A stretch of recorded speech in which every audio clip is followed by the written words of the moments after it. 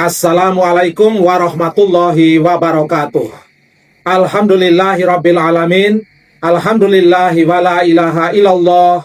Alhamdulillahi wala haula wala quwata illa billah. Allahumma sholli ala Muhammad wa ala ali Muhammad. Hasbunallahu wa ni'mal wakil, ni'mal maula wa ni'man nasir, ya jal jalali wal ikram. Insya Allah pada kesempatan kali ini kita akan membahas tentang 6 golongan wanita yang sulit untuk masuk surga. Selamat penyimak dan semoga bermanfaat. Saudara-saudaraku yang baik hati, adapun 6 golongan wanita yang sulit memasuki surga berdasarkan hadis-hadis dari Nabi Muhammad SAW adalah sebagai berikut. Golongan pertama, yaitu wanita yang enggan atau tidak mau taat kepada suaminya. Dalilnya, Al-Husain bin Mihsan menceritakan bahwa bibinya pernah datang ke tempat Nabi SAW karena suatu keperluan. Selesainya dari keperluan tersebut, Rasulullah SAW bertanya kepadanya, "Apakah kamu sudah bersuami?" Bibi dari Al-Husain menjawab, "Sudah." "Bagaimana sikap kamu terhadap suamimu?" tanya Rasulullah Muhammad SAW lagi. Ia menjawab, "Saya tidak pernah mengurangi haknya kecuali dalam hal yang saya tidak mampu." Rasulullah Muhammad SAW bersabda, "Lihatlah di mana keberadaanmu dalam pergaulanmu dengan suamimu, karena suamimu adalah surga dan nerakamu."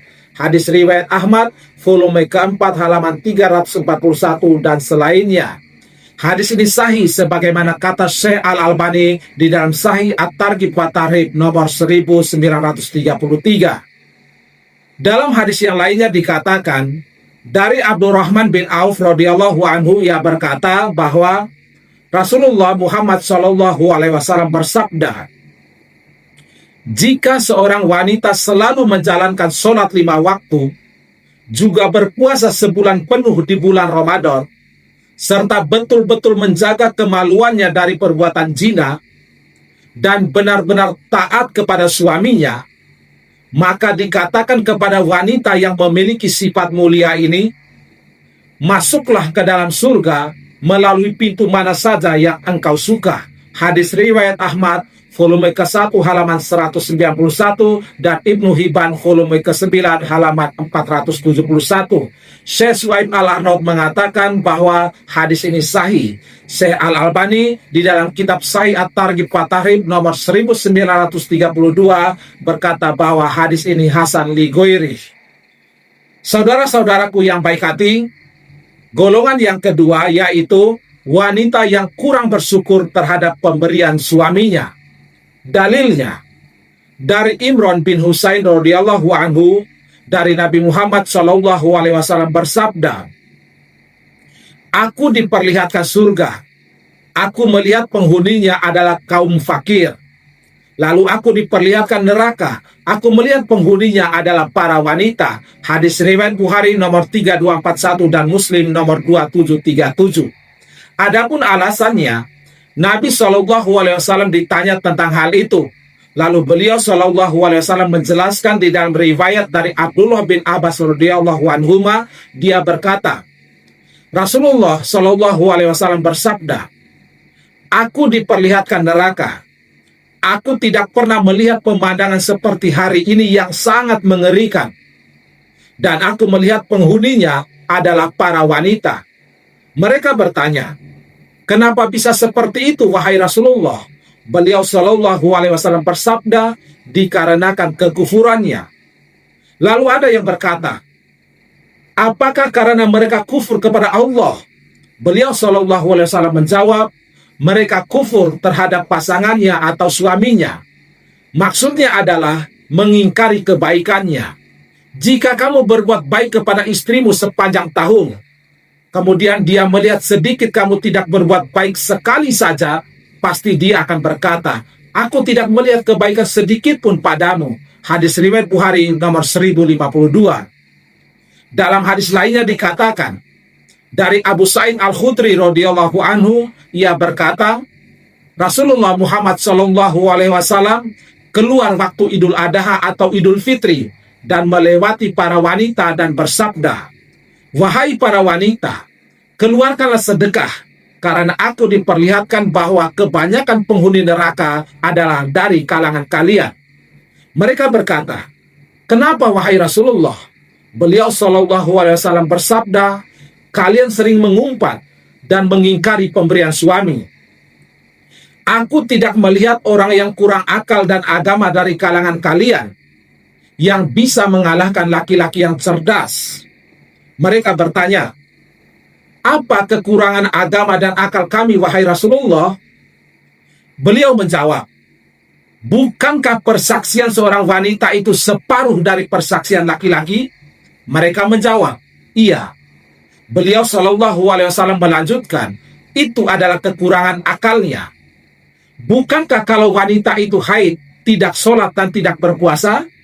Mereka menjawab, "Iya." Beliau SAW bersabda, "Itu adalah kekurangan agamanya." Hadis riwayat Muslim nomor 304. Kemudian di dalam hadis lainnya dikatakan, dari Jabir bin Abdullah radhiyallahu anhu berkata, "Aku menyaksikan sholat id bersama Rasulullah SAW. Beliau SAW memulai dengan sholat sebelum khutbah tanpa azan dan iqomah. Kemudian beliau SAW berdiri bersandar kepada Bilal dan diperintahkan untuk bertakwa kepada Allah dan memerintahkan ketaatan kepadanya dan menasihati manusia serta mengingatkannya. Kemudian beliau SAW berjalan mengunjungi para wanita dan memberikan nasihat kepada mereka. Beliau SAW bersabda, "Bersedekahlah wahai para wanita, karena kebanyakan dari kalian itu menjadi bara api neraka jahanam." Maka ada wanita bangsawan dan kedua pipinya berwarna merah yang berdiri dan bertanya, "Kenapa wahai Rasulullah?" Beliau SAW menjawab, "Karena kalian seringkali mengadu dan mengkufuri pemberian suami." Jabir bin Abdullah radhiyallahu anhu berkata, "Maka para wanita mulai bersedekah dan melempar gelang, giwang, dan cincinnya ke pakaian Bilal." Hadis riwayat Muslim nomor 885. Saudara-saudaraku yang baik hati, golongan yang ketiga, yaitu wanita yang menyepir rambutnya khususnya dengan warna hitam. Dalilnya, dari Abdullah bin Abbas radhiyallahu anhuma, Rasulullah Muhammad SAW bersabda, "Pada akhir zaman nanti akan ada orang-orang yang mengecat rambutnya dengan warna hitam seperti warna mayoritas dada merpati. Mereka tidak akan mendapat aroma surga." Hadis riwayat Abu Daud nomor 4212. Syekh Al-Albani mengatakan bahwa hadis ini sahih sebagaimana disebutkan di dalam Sahih At-Targhib wa Tarhib nomor 2097. Saudara-saudaraku yang baik hati, selanjutnya golongan yang keempat, yaitu wanita yang meminta cerai tanpa suatu alasan yang dibenarkan oleh syariat. Dalilnya, dari Sauban radhiyallahu anhu, ia berkata bahwa Rasulullah Muhammad SAW bersabda, "Wanita mana saja yang meminta talak atau cerai tanpa ada alasan yang jelas, maka haram baginya mencium aroma surga." Hadis riwayat Abu Daud nomor 2226, Tirmizi nomor 1187, dan Ibnu Majah nomor 2055. Abu Isa At-Tirmizi mengatakan bahwa hadis ini hasan. Al-Hafiz Abu Thohir mengatakan bahwa sanad hadis ini sahih. Al-Hafiz Al-Mubarakfuri rahimahullah berkata bahwa kenikmatan yang pertama kali dirasakan oleh penduduk surga adalah mendapatkan aromanya surga. Inilah yang diperoleh oleh orang-orang yang berbuat baik. Sedangkan yang disebutkan dalam hadis adalah wanita tersebut tidak mendapatkan aroma surga itu. Hal ini menunjukkan ancaman bagi istri yang memaksakan diri atau meminta diceraikan tanpa alasan. Silakan baca kitab Tuhfa Al-Ahwazi volume keempat halaman 381 terbitan Darussalam. Al-Azim Abadi juga menyebutkan hal yang sama di dalam kitab Aun Al-Ma'bud volume ke-6 halaman 201 terbitan Darul Minhal. Saudara-saudaraku yang baik hati, selanjutnya golongan yang kelima yaitu wanita yang mengaku keturunan orang lain selain ayah kandungnya.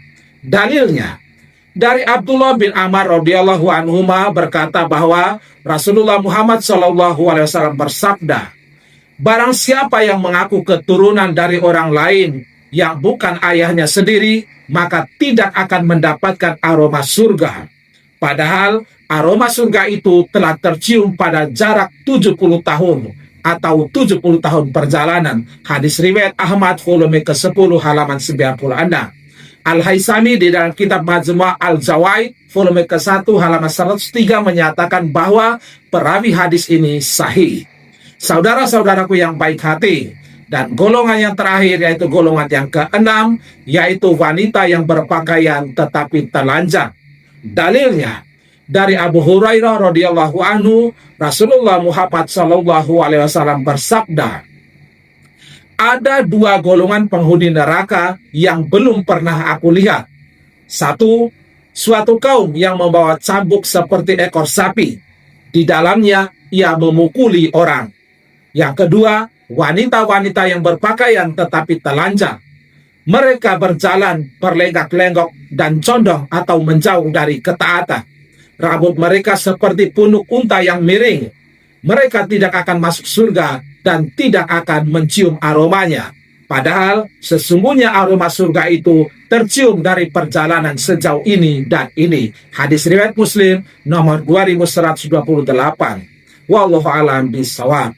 Saudara-saudaraku yang baik hati, demikianlah pembahasan kita kali ini. Semoga Allah Subhanahu wa Ta'ala senantiasa memberi kesehatan dan umur yang panjang kepada kita, dan semoga Allah Subhanahu wa Ta'ala senantiasa menolong kita di dalam ketaatan yang paripurna hanya kepadanya.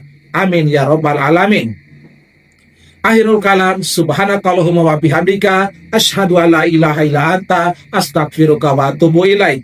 Barakallahu fina. Semoga Allah memberkahi kita semua. Sahalallahu lana khairan haitsu ma kunna, dan semoga Allah memudahkan kita di dalam kebaikan dimanapun kita berada. Wassalamualaikum warahmatullahi wabarakatuh.